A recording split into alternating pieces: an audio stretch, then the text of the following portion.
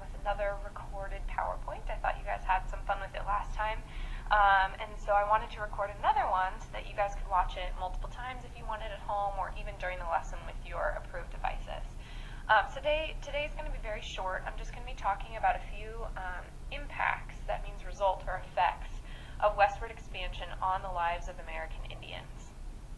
And if you look at this political cartoon, you can already get an idea of how this is going to play out. We have the American Indian over here, and we have a Indian agent, you can tell by his little tag right here. And if you were to describe this man, I think you'd notice his fancy hat, the fact that he is obviously eating very well. He's carrying these money bags full of profits, of money, and he's leaving the American Indians with very little.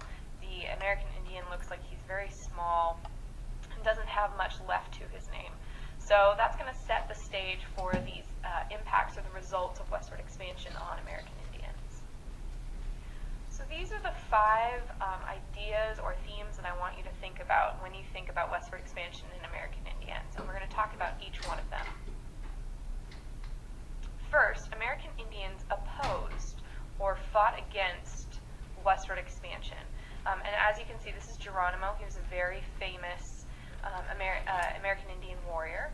And as you can see from both his facial expression and what he's holding in this picture, when American Indians opposed westward expansion, they did not always do it peacefully. A lot of times it was violent. There were many violent conflicts out on the west between the U.S. Army and American Indians. But in any case, even when it wasn't violent, most American Indians weren't happy about or just willing to go along with westward expansion. The second idea or theme is forced relocation from traditional lands to reservations. And you know from our vocabulary work that reservations were areas of land that were set apart or saved or reserved for the American Indians to live on. So here in this picture you can see that American Indians are walking away from their tribal lands where they had raised their families for generations, where they had history, where they had traditions, and they were moved instead to reservations, which were planned areas of land that the United States government gave to them. And a lot of times, as you can imagine, American Indians were not happy about this. They did not want to leave. They were driven out by the U.S. Army or by just settlement coming and pressing them forward. And if you want to know why would we do this? Why would there be these treaties that forced Native Americans to move to reservations? The answer is land. So why were Native Americans moved to reservations? The answer is always land. So if you look, you can see this advertisement for beautiful Indian territory, which is now open for settlement. It's open for settlement because they have moved the American Indians off of the land to reservations. The third idea or theme, the impact of westward expansion on American Indians, is reduced, that means lowered, Native American homeland through treaties that were broken. So in this picture here, you can see American Indians signing a treaty with some U.S. government officials. And over here you can see a map of treaties and acts that gave up land to the United States. These were all areas of land that were given away, taken from the tribes who had lived on them, and given to the U.S. government in exchange for either money or supplies that often would never come. That's what treaties are, agreements with the U.S. government. So as you can see over time, so this is map number 1, 2, 3, and 4. You can see over time what's happening to the green. You have to look down here at the key to see what the green means. Lands held by Indians or returned to Indians. And this color, the tan color, is lands transferred from Indians to whites. So what's happening to the amount of land that is belonging to Native Americans over time? It's getting smaller and smaller and smaller.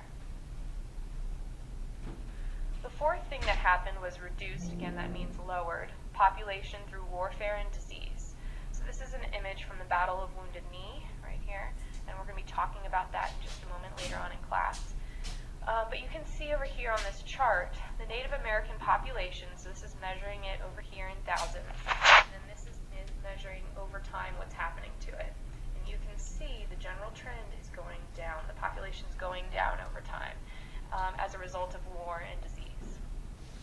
And the fifth and final theme or idea, the result that happened to American Indians as a result of westward expansion, is assimilation attempts and lifestyle changes. In other words, it's trying to make American Indians more like white Americans. Assimilation sounds like the word similar. It's trying to make people more similar. That's what assimilation is. And you can see here, this is the same man, and you can see that he is over time becoming assimilated to white Americans. You can notice that his hair is more similar to traditional white Americans. You can notice his clothing. He's wearing less jewelry. And you can also even tell, if you look, by his skin tone. And I'm not sure if that is just him being out of the sun, if that's him even wearing makeup. But over time, you can tell that American Indians became more similar to white Americans. This wasn't everybody, of course, but this is something that you could see over and over again, especially in children who were taken from their families and sent to boarding schools.